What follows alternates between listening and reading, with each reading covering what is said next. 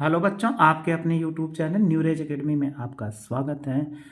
हम आपको पढ़ा रहे थे अध्याय 7 त्रिभुज, जिसमें आप अच्छे से पढ़ भी रहे हो और समझ में इसमें कोई प्रॉब्लम नहीं। अगर फिर भी आपको कोई प्रॉब्लम तो कमेंट्स बॉक्स में ज़रूर मैसेज कर दिया करो, हाँ सर हमें ये प्रॉब्लम हो रही है, क्वेश्चन नहीं समझ है या टॉपिक नहीं समझ में है, तो आपको ज़रूर फिर से बता देंगे। और एक बात और, नए व्यूअर है तो इसके पहले वाली वीडियो आप ज़रूर जाके देख लिए। इसी के आपको एक प्लेलिस्ट बनी हुई है, playlist class 9th UP board 2025 के नाम से है। उसमें आप जाओगे तो आपको पूरी वीडियो मिल जाएगी जितना लेसन हमने पढ़ाया है।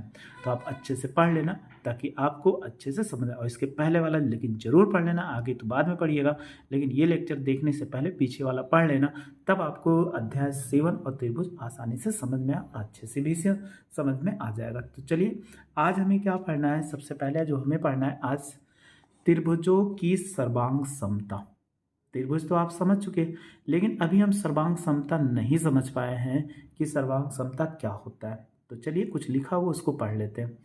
हमें आपने यह आवश्यक देखा होगा, फोटो की एक ही साइज की दो प्रतियां सर्वसम होती है। जैसे आप फोटो खिंचवाने जाते हो तो आपको कहते हो 5 पीस उसकी फोटो दे, 6 पीस बनवा दीजिए, तो सभी आकृतियां क्या हो, समान होती है। जब वो समान है तो उसी को भी आप बोलते हैं सर्वसम या समान। इसी प्रकार एक ही माप की दो चूड़ियाँ, लड़कियाँ चूड़ी पहनती हैं या लड़के कंगन भी पहनते हैं। तो कंगन, अगर दो कंगन ले लीजिए, एक साथ ले लीजिए, तो दोनों आपस में क्या बराबर रहे तो हम उसको क्या बोले, सर्वसम बोलेंगे। एक ही बैंक द्वारा जारी किए गए दो एटीएम कार्ड तो वो भी सर्वसम होते हैं। आपने देखा कि एक ही वर्ष में कुछ भी अगर जारी होता है, ये एक ही वर्ष में सिक्के भी जारी होते हैं, तो वो भी क्या होते हैं, सर्वसम होते हैं। तो सबसे पहले हम समझते हैं कि सर्वांग समता क्या होता है। एक चीज़ तो जरूर आपको समझ में आ रहा होगा कि सर्वांग समता का मतलब सर्वसम। सर्वसम का मतलब इसमें कोई भी हो आकृतियां, वो आपस में क्या हो, समान हो, तो उसे हम बोलेंगे सर्वसम। तो सर्वसम और सर्वसमता एक ही है। तो आइए इनको पढ़ते और अच्छे से हम समझते हैं कि सर्वांग समता होता क्या है। अब हम क्या करते हैं, समझते हैं कि सर्वांग समता होता क्या है। क्योंकि इसकी बेसिक जानकारी अगर आपको समझ में आने लगी सर्वांग समता होता क्या है, तो आप क्वेश्चन, आने वाले क्वेश्चन को बहुत आसानी से सॉल्व कर सकते हो। तो सबसे पहले हम क्या पढ़ते हैं, सर्वांग समता। इन्हीं सब त्रिभुज आप पढ़ चुके हो, लेकिन इसमें हमें त्रिभुजों की सर्वांग समता यानी सर्वांग समता आपको ही प्रूव करना है। इंग्लिश में बोलते हैं कांगुरेंट ट्रायंगल। तो सबसे पहले हम पढ़ते हैं सर्वांग समता। सर्वांग समता का मतलब आप सबसे अच्छा निकाल लीजिए सर्वसम से। इसका मतलब क्या हो, सर्वसम से। अब सर्वसम का मतलब क्या होता है, यदि आपको क्या मिल जाए कि दो आकृतियां या तीन आकृतियां वो क्या हो, सभी प्रकार से बराबर हो, तो सर्वांग समता का मतलब होता है सभी प्रकार से बराबर। क्या होती है, अगर कोई आकृतियां हो या कोई वस्तु हो, वो सभी प्रकार से क्या हो, बराबर हो, तो उसी को हम बोलते हैं सर्वांग समता या सर्वांगसम, या हम बोल सकते हैं सर्वसम। तो सभी प्रकार से क्या बराबर होते हैं, मतलब होने का मतलब हो जाएगा कि इनमें जैसे कोई आकृति आपके पास दे दी गई है, तो सभी प्रकार से बराबर हो, तो हम उनको क्या बोलेंगे, सर्वसम या सर्वांग समता। अब हम एक ऐसे भी दे सकते हैं, वे आकृतियां, देखो एक परिभाषा निकल के आती है, वे आकृतियां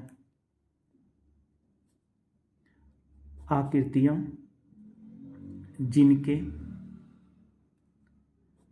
समान आकार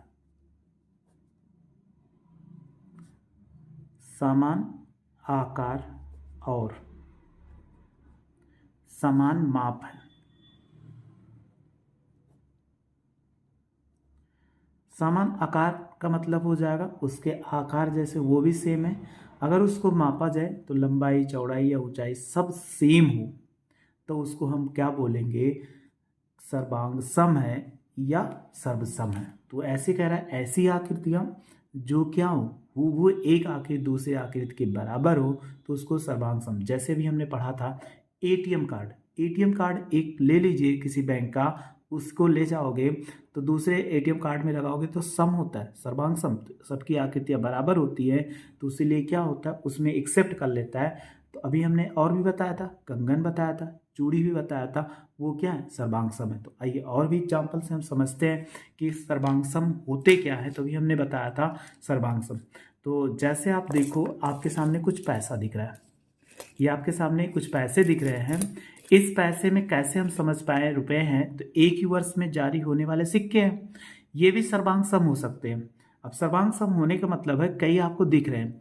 तो सबसे पहले हम सर्वांग सम अगर दो आकृतियां ले लें, ये हमने सिक्का ले लिया, दोनों का सिक्का, अगर आप ध्यान से देखो इस सिक्के को, तो इसके ऊपर अगर हमने सिक्का रख दिया तो एक सिक्का दूसरे को ढक पाया, कहोगे नहीं ढक पाया, तो ये सर्वांग सम नहीं है। लेकिन अगर आपने देखा, ये 10 रुपये का सिक्का है, फिर इसके बाद ये भी 10 रुपये का सिक्का है, और इसके बाद तीसरा ये भी 10 रुपये का सिक्का है। तो आपको अब देखिए, क्या अगर ध्यान से देखो तो इसमें आपको नीचे वाला सिक्का दिख रहा है, नीचे वाला सिक्का अब नहीं दिख रहा है। कारण क्या है कि ऊपर वाला जो सिक्का है नीचे वाले सिक्के को ढक लिया। अब आप ये नहीं बता सकते कि इसमें कितने सिक्के हैं। एक आकृति जो है वो पूर्ण रूप से इसके नीचे आने वाली आकृति को ढक लिया, अर्थात ये क्या है, इसके वृत्ताकार देखोगे पूर्ण रूप से समान है, इसीलिए हम इसको बोलेंगे सर्वसम। अगर आप ध्यान से देखते, अभी आपको एक सिक्का दिख रहा था, अब देखो इसमें कितना था, 3 सिक्के थे। तो ऐसे ये क्या है, आकृतियाँ जो सिक्का है वो समान है, क्योंकि एक ही वर्ष का जारी करने वाला, ऊपर से देख के तीनों को आप नहीं बता सकते। ऐसे अगर हम ये देखो 5 रुपये का सिक्का है, एक सिक्का हो गया, ये भी दूसरा सिक्का हो गया, ये तीसरा सिक्का हो गया, और ये क्या कर दिया, चौथा सिक्का। अब ये चारों सिक्के हो गए, इनको भी जैसे रखा, तो रखने पर देखो क्या, अगर समान रखेंगे, जब इसको बराबर रखेंगे, तो बराबर रखने पर ऊपर वाले सिक्के से नीचे वाला जो सिक्का होगा वो आपको नहीं दिखेगा, कि जब दिखेगा तो नहीं दिखेगा, उस स्थिति में क्या है, ये क्या है कि सर्वसम है, यानी ऊपर वाला सिक्का देखने पर नीचे वाले सिक्के को पूर्ण रूप से ढक लेगा, तो उसको हम बोलेंगे कि ये क्या है, सर्वसम या सर्वांग समता है। अब आगे देखिए, फिर ये 2 रुपये का सिक्का है, इसके ऊपर ला के रखे 2 रुपये का सिक्का, ये भी ढक लिया, और इसके बाद ये भी रखे 2 रुपये का सिक्का, और ये भी देखो 2 रुपये का सिक्का, एक ही वर्ष जारी होने वाले हैं। तो अगर इसको देखते हो, अब तीनों सिक्का क्या कर दे, एक रूप से ढक लिया, इसीलिए ये भी क्या है, सर्वांग सम। अब 1 रुपये का सिक्का देखो, ये भी हमने ले लिया इस पे, दूसरा, फिर इसके ऊपर ये भी रखो, तो 1 रुपये का सिक्का हमने ऐसे रख दिया। तो अब आप देखो, एक आकृति यानी नीचे ऊपर वाला सिक्का नीचे वाले सिक्के को संपूर्ण रूप से ढक लेता है, और जबकि क्या है, बराबर है। ऐसा नहीं कि कोई बड़ी आकृति है, अगर सपोज कर लो ये सिक्का हम इस पे ला के रखें कि यह ढक पाया, ये सिक्का इसको नहीं ढक पा रहा है, इसीलिए क्या है, ये सर्वांग सम नहीं है। और दूसरा भी ले लो, ये सिक्का इस पे रखोगे, ये भी नहीं ढक पा रहा है, इसलिए सर्वांग सम नहीं है। तो 5 रुपये का सिक्का 5 रुपये पे बैठ रहा है, क्योंकि ये इसके क्या है, सर्वांग सम है। फिर 10 रुपये का सिक्का है, अगर ये बड़ा है तो आप इसको नीचे रख के, अगर 1 रुपये का सिक्का इसके ऊपर रखेंगे तो ये भी नहीं ढक पा रहा है, क्योंकि ये किनारे का एरिया, तो 1 रुपये का सिक्का सर्वांग सम नहीं है, तो हम इनको बोलेंगे सर्वांग सम नहीं। सर्वांग सम का मतलब समान आकार। तो आप देखो, इसका आकार छोटा दिख रहा है, इसका आकार बड़ा, इसलिए क्या सर्वांग सम नहीं है, क्योंकि आकार इसका क्या है, छोटा है, ये बड़ा, आकार में बराबर नहीं और माप में भी बराबर नहीं। 1 रुपये का सिक्का ये इसलिए बैठ गया क्योंकि इस पे आकार इससे क्या है, समान है, इसलिए हम इसको बोल सकते हैं कि ये क्या है, सर्वांग सम है। 10 रुपये का सिक्का एक दूसरे पर रखने पर ये भी एक दूसरे के ऊपर बैठ गया, और 2 रुपये का सिक्का रखने पर ये भी एक दूसरे के ऊपर क्या बैठ जाते हैं। तो आपको कोई भी सिक्का नहीं दिखेगा नीचे वाला, जब नहीं दिखेगा तो वो क्या, सर्वांग सम हो जाए। तो एक ही वर्ष में जारी होने वाले सिक्के को अगर आप रखोगे तो ये सर्वांग सम। सेम इसी प्रकार आप देखो, हमने आपके सामने ये 2 पटरी ले आए, एक पटरी ये है और दूसरी पटरी ये है। अगर पटरी में ऐसे रखते हैं तो आप देखो, एक पटरी से आप नहीं बता सकते इसके 2 पटरी है। कारण क्या है, इधर से देखोगे तो आपको नहीं दिखेगा, इधर से भी देखोगे नहीं दिखे, लेकिन इधर से देखोगे तो आपको ये 2 पटरियाँ क्या दिख रही हैं। तो एक पटरी दूसरे पटरी को संपूर्ण रूप से क्या ढक ले रही है। जब ये ढक ले रही तो ये क्या है, सर्वांग सम है। तो एक आकृति अगर दूसरी आकृतियों पे सेम माप की है, तो अगर देखोगे बड़ी वाली जो पटरी होती है एक ही कंपनी के द्वारा जारी की गई है, तो वो क्या होती है, समान होती है। तो इसी को हम बोलते हैं सर्वांग समता। तो आइए और भी समझते हैं कि सर्वांग समता होता क्या है। जब आपको सर्वांग समता समझ में आ जाएगा, तब इसके बाद कोई भी क्वेश्चन मिलेगा आसानी से आप सॉल्व कर सकते हैं। देखिए आपके सामने एटीएम कार्ड भी दिख रहा है। ये भी क्या है, दो बैंकों का है। जैसे ये पीएनबी का है, ये लिखा हुआ है पीएनबी का, और दूसरा क्या है, बैंक ऑफ बड़ौदा का है। तो ये दो कार्ड दिख रहे हैं। अगर दो कार्ड हैं तो इन पे भी क्या होगा, अगर आप रखोगे एक कार्ड को दूसरे कार्ड के ऊपर रखोगे तो ये भी क्या करता है, एक कार्ड दूसरे कार्ड को पूर्ण रूप से ढक लेता है, इसलिए भी क्या है, सर्वांग सम है। तो कोई भी आकृतियाँ एक कार्ड से यानी दूसरी आकृतियों को ढक लें तो उसको हम बोलते हैं सर्वांग सम। इनके लिए क्या, समान आकार और समान माप होना चाहिए, सेम। अब आपके सामने हम फिगर चित्र में लेकर आ रहे हैं क्योंकि वो दैनिक जीवन में हमसे जुड़ा हुआ था, तो उसको आप समझ लिए क्योंकि उसी के आधार पे हमें पढ़ना है। तो आपके सामने चार इसमें वर्ग दिए गए, 1 2 3 4। तो आप देखो कौन सी आकृतियाँ क्या है, सर्वांग सम।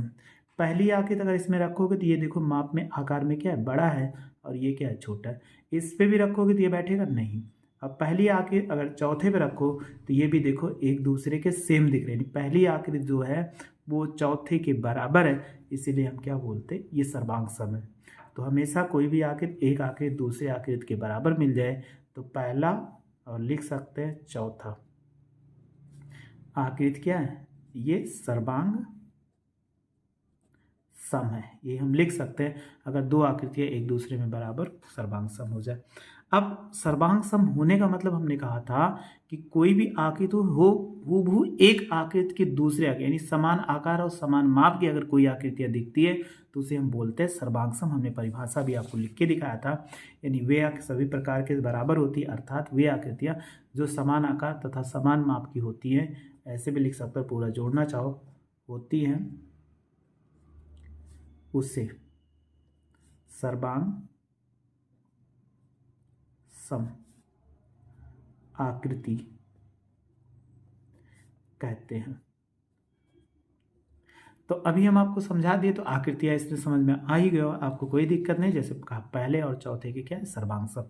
अब हमें पढ़ना है त्रिभुज, क्योंकि चतुर्भुज पढ़ना नहीं, इस क्लास में हमें त्रिभुज पढ़ना है। तो त्रिभुज की कुछ आकृतियां आपके सामने दिख रही है। जैसे एक आकृति ABC दिख रही है, और दूसरी आकृति PQR दिख रहा है, फिर तीसरा EFD लिख रहा है या DEF दिख रहा है, और अगला देखो ये आकृति MNR दिख रहा है, और एक आकृति है ये इनके बीच ऐसे लिखा हुआ है। तो तीन आकृतियां हैं और दो त्रिभुज। अभी सर्वांग समता आपको दिखाना होगा तो उसका सिंबल होता है सर्वांग समता। जैसे हमें दिखाना हुआ दो आकृतियों के बीच सर्वांग समता, तो आप सिंबल लगाओगे, यानी इसका संकेत जो होगा हमेशा क्या है, ऐसे लिख गया, दो लाइन खींच दी गई, इसके ऊपर ऐसे निकाल दिया गया चिन्ह, तो ये क्या होता है, कांगुरेंट या सर्वांग समता का निशान होगा। कहीं भी बनाएंगे दो आकृतियों के बीच तो वो सर्वांग सम होगा। और सर्वांग सम अभी बताया थे, समान आकार और समान माप की हो, एक जैसे का वैसे। अब हमारे पास त्रिभुज है, तो इस त्रिभुज को बताना है कि सर्वांग सम है कि नहीं है। चलिए पहला और दूसरा देखो, ये माप 4 है, यहाँ भी 4 है, ये 5 है और यहाँ 5 है, और ये 4.5, ये दोनों आकृतियाँ क्या है, सर्वांग सम है। लेकिन सर्वांग सम ऐसे का जैसे का तैसे नहीं बताया जा सकता है कि जैसे के तैसे बताया जा सके। उसमें दो आकृतियां सर्वांग सम तब होंगी, याद रखना, कि अगर कोई भी आकृतियां, चलिए हम और थोड़ा सा बता देते हैं फिर इसके बाद इसको आगे बढ़ते हैं, कि कोई भी दो आकृतियां सर्वांग सम तब हो सकती हैं। जैसे कह दिया जाए दो त्रिभुज सर्वांग सम है या सर्वांग समता है, अगर दो त्रिभुज क्या हो, सर्वांग सम हो। अब सर्वांग सम होने का मतलब है दो आकृतियां एक जैसे के जैसे बराबर दिखेंगी। अगर बराबर दिखेंगी तो दो आकृतियों को हम ऐसे बना ले रहे हैं, सेम वैसे ही जैसे एक आकृति आपको क्या हो दिखे तो आप पहचान लो। एक आकृति,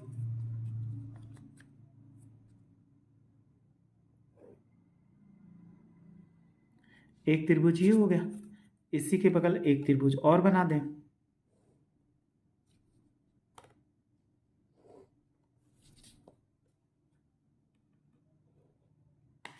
देखो ये दो त्रिभुज हो गए। अगर इन दोनों त्रिभुज में A मान लिया जाए, ये B मान लिया जाए और C मान लिया जाए, और ये मान ले P मान ले, और ये क्या हो जाए, Q हो जाए, और यहाँ पे R हो। अगर सबसे पहले आपसे कहा गया अगर दो त्रिभुज है ये क्या है, सर्वांग सम है, यानी हमने कह दिया दो त्रिभुज सर्वांग सम है, यानी त्रिभुज ABC ये दोनों त्रिभुज सर्वांगसम है त्रिभुज किसके, पी क्यू आर के। तो इसका मतलब क्या होता है, याद रखना, अगर त्रिभुज ए है, सबसे पहले इसके शीर्ष पे जाओ, अगर ये शीर्ष है, ए है, तो यहाँ पर देखो ए लिखा हुआ है, तो ए शीर्ष किसका काम करेगा, ये ए जो होगा वो इसी आके फिट होगा, यानी ए के स्थान पे क्या आ जाए, पी आ जाएगा। फिर अगर बी है तो बी के स्थान पे क्या हो सकता है, यहाँ देखो बी है तो बी के स्थान पे क्यू, यहाँ बी है तो यहाँ क्यू है, ये लिख सकते हैं। तो बी का स्थान क्यू लेगा या क्यू का स्थान बी लेगा, यानी शीर्ष जो होंगे एक ही शीर्ष पर बैठेंगे। फिर देखो यहाँ पर सी है और सी का स्थान यहाँ पे देखो लास्ट में है सी का स्थान, तो आखिर एक आके उठा के लाके इस पे बैठा दो तो सी किस पे बैठ जाए, आर पे बैठ जाएगा। तो सबसे पहले क्या कि शीर्ष बैठेंगे और शीर्ष बैठने के साथ फिर भुजा बैठेगी। सबसे पहले हमने क्या किया, शीर्ष बैठाया एक दूसरे। अब भुजा जो होगी, अगर आप देखोगे ए बी होगा, ये इसकी भुजा, यानी इसको ऐसे लाके हमें क्या करना है, इस पे रख देना है। तो जब लाके रखेंगे तो ए बी पे क्या बैठेगा, पी क्यू, तो हम लिख सकते हैं ए बी, ये जो इसके होगा पी क्यू के हो जाएगा। फिर देखो बी सी है तो बी सी किसके होगा, ये इसके क्यू आर के होगा, तो हम लिख सकते हैं क्यू आर के हो जाएगा, ये दोनों तरफ चल सकता है। और फिर देखो ये भुजा है सी ए ले लें तो ये किसके होगा, आर पी के होगा, या लिख सकते पी आर। तो ए सी लिखते तो हम क्या लिख से, यहाँ पर ए सी लिखा जाता तो ए आर पी आर लिखा जाता। तो सी ए लिखे, सी से ए तो पी आर से क्या हो जाए, पी हो जाएगा। ये इतना हो गया। अब दोनों में कभी भी ऐसे मिले तो हम चाहे जैसा, उसमें याद रखिएगा तीनों कंडीशन, इसमें भुजा शीर्ष भी बराबर हो, भुजा भी बराबर हो और कोण भी बराबर होने चाहिए। तो कोण भी अगर ले लेते हैं, ये कोण है तो ये कोण क्या होगा, बराबर होगा तीसरा कोण ए बराबर क्या होगा, कोण पी रहेगा। और फिर देखोगे ये हो जाएगा कोण क्यू बराबर होगा, कोण बी बराबर कोण क्यू रहेगा। और ये भी देख लीजिए कोण सी बराबर क्या होगा, कोण आर। यानी हूबहू एक आकृतियाँ सब दूसरी की आकृतियों के हूबहू जब बराबर दिखने लगती है तभी हम उसको बोलते हैं सर्वांग समता। तो आइए हम इसमें समझते हैं कि सर्वांग समता कैसे हमें दिखाया जाता और कैसे लिखा जाता। आपको दो आकृतियाँ मिली, एक ये ए बी सी और दूसरा पी क्यू आर, इसको आपको दिखाना है सर्वांग सम। तो इसके लिए हमें क्या, एक आकृति दूसरे आकृति पे बैठाना होता है। तो आप सबसे एक छोटा सा पेपर ले लीजिए, उसी पे देखो बैठाओ, यहाँ पर ए लिख दिया और यहाँ पे क्या है बी ले लिया और ये सी ले लिया। ये 4 सेमी है तो 4 सेमी ले दिया, ये कितना है 4.5 सेमी और नीचे जो लिखा हुआ है 5 सेमी, तो यहाँ पर 5 सेमी ले लिया। अब आप इनके शीर्ष पे इसको बैठा के देखो क्या बैठ जाएंगे। जैसे सबसे पहले हमने बैठाया, देखो क्या बैठा, ध्यान से देखो क्या इस पे बैठ रहा है, ये 5 आ रहा है, 4 नहीं बैठा। फिर हम क्या करेंगे, इसको शीर्ष पे इस पे रखें, यहाँ 4.5 नहीं बैठा। अब फिर इसके बाद इस शीर्ष को ऐसे घुमाओ, क्या देखो बैठ गया। जब बैठ गया का मतलब हो जाएगा पूर्ण रूप से ढक लेगा। ए हो गया, ये ढक हमने थोड़ा सा बड़ा बनाया है, ए है और ये पी है, तो देखो ए पी पे आया, ये 4 हुआ। और फिर ये देखो 4.5 इस भुजा के बराबर हो गया और ये क्या 5 बराबर 5। तो हम इस स्थिति में दोनों त्रिभुज में लिख सकते हैं। अगर हमें लिखना पड़े तो इस त्रिभुज को हम कैसे लिखेंगे और क्या लिखेंगे। तो सबसे पहले कंडीशन मेरे पास निकल के आती है, जब त्रिभुज मिला तो उनको आप कैसे लिख सकते हो, चाहे जैसा त्रिभुज हो तो उनको आपको लिखना पड़ेगा। तो लिखने के लिए हम क्या करेंगे, सबसे पहला अगर हम देखते हैं तो ए बी सी, तो हमने क्या लिया था, कांकुरेंट लेने के लिए हमारे पास जो कंडीशन मिली थी एक त्रिभुज की, देखो यहीं लिख देते हैं, त्रिभुज ए बी सी ये किसके बराबर मिला, ऐसे निशान बनाएंगे कॉन्ग्रेंट। तो कॉन्ग्रेंट हो गया, ये किस पे बैठा था, ए पर, तो ए का पॉइंट ए पर था और देखो बी का पॉइंट क्यू पर था और सी का पॉइंट आर पे था। तो हम इसको लिख सकते हैं ऐसे कि ये त्रिभुज जो होगा पी क्यू आर ये बराबर हो जाएगा। फिर ऐसे दूसरी आकृति सब पे ऐसे बैठा के देखिए, जिस पे बैठ जाए उस पे आप क्या करें, लिखते चले जाइए। अगर हम इस पे बैठाते हैं, देखो बैठा यहाँ से, फिर ये बैठ गया, तो इस स्थिति में क्या लिख सकते हो, जो त्रिभुज ए बी सी है, अगर ले लिया जाए त्रिभुज ए बी सी किस पे बैठा आके, ये देखो किस पे आके बैठा, ये ले लिया था तो ये एफ पे बैठा, इसके बाद ई आया, फिर क्या है डी है, ये तो बैठा, एफ के बाद ई, एफ के पास ई आया, तो ए के बाद क्या आ रहा है, यहाँ से ध्यान देना, ए बी सी लिया, ए के बाद बी लिया गया, बी के बाद सी लिया गया, तो ए के बाद एफ, एफ के बाद क्या होगा, डी होगा। तो इसी ऑर्डर में चलना है, ए के बाद बी, तो त्रिभुज एफ डी ई, ये इसके क्या सर्वांग सम होगा। फिर अगली आकृति बैठा है, त्रिभुज ए बी सी को ले रहे हैं, तो अगर त्रिभुज ए बी सी को ले रहे हैं तो इन पर भी हमें क्या करना, बैठाना है। तो देखो क्या बैठा, ये 4.5 है, नहीं बैठ पाया, हमें 4.5 लेना, क्या यहाँ बैठ पाएगा, देखो बैठ गया। अब ये 4.5 हो गया, तो ये इसके बराबर, और यहाँ पे ये 4 है, 4 के बराबर, नीचे 5 लिया, ये 5 के बराबर हो गया। जब 5 के बराबर हो गया तो कौन सा त्रिभुज हम चेक कर रहे हैं, त्रिभुज ए बी सी से, और इसके बाद सर्वांग सम किसके निकालना है। तो आकृतियाँ जो बैठी, ए पर क्या बैठा, एम बैठा, और बी पर आर बैठा, और सी पर क्या बैठा, एन बैठा। तो हम लिख सकते हैं एम, ए के बाद बी आ रहा है, तो बी के यहाँ पे क्या है, आर आया, तो लिख सकते हैं त्रिभुज एम आर एन, ये इसके क्या हो, सर्वांग सम हुआ। और ये 5वीं आकृति है, ये क्या होगी, सर्वांग सम होगी कि नहीं, इसको अगर देखोगे तो ये 5 सेमी है, ये भी 5 सेमी, ये 5 सेमी, ये वैसे ही सर्वांग सम नहीं होगी क्योंकि ये 4.5, ये 5 है। तो आप आकृतियों में माप क्या है कि इसमें समान नहीं है, जब माप समान नहीं तो ये क्या सर्वांग सम नहीं है। तो ए बी सी के, तो इसमें हमने सबसे पहले लिया था त्रिभुज ए बी सी का सर्वांग सम क्या आया था, त्रिभुज पी क्यू आर, ये सर्वांग सम आ गया था।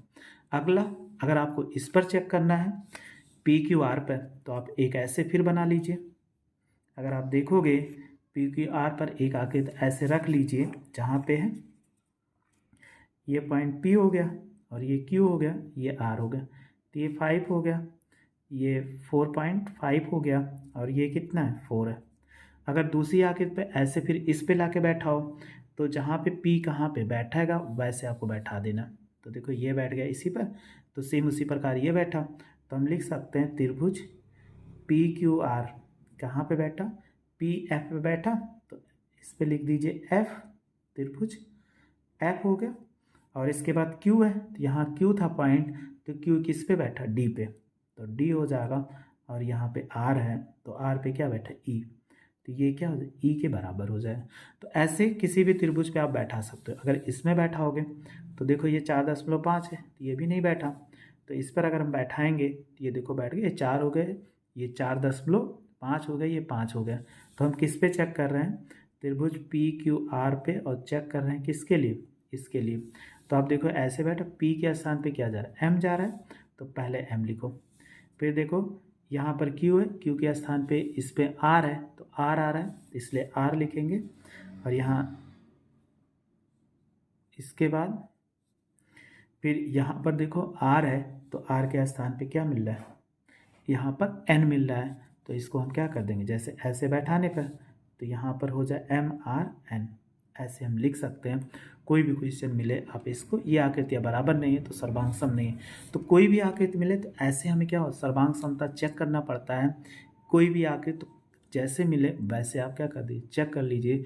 जब आप चेक कर लोगे तो हमेशा उस क्वेश्चन को आसानी से आप सॉल्व कर सकते हो, उसमें कोई प्रॉब्लम नहीं होगी कि कोई प्रॉब्लम होगी। बस आप ऐसे मेरे साथ जुड़े रहिए, अच्छे से पढ़ते रहिए, सर्वांग समता आपको समझ में आ चुका होगा। नेक्स्ट जो थ्योरम है उसको नेक्स्ट वीडियो में लेकर मिलेंगे, क्योंकि वीडियो बहुत बड़ी हो जाएगी तो आपको प्रॉब्लम हो जाएगी देखने में, आप अपना देख नहीं पाओगे। तो सर्वांग समता हम समझते हैं, आपको समझ, अगर फिर भी नहीं समझ में आए तो कमेंट बॉक्स में ज़रूर मैसेज करें, हाँ सब नहीं समझ में आया, तो आपको नेक्स्ट वीडियो में लेकर मिलेंगे और बता देंगे। वीडियो अच्छी लगी तो लाइक और शेयर करो तथा मेरे चैनल को सब्सक्राइब करो। वीडियो देखने के लिए थैंक यू सो मच।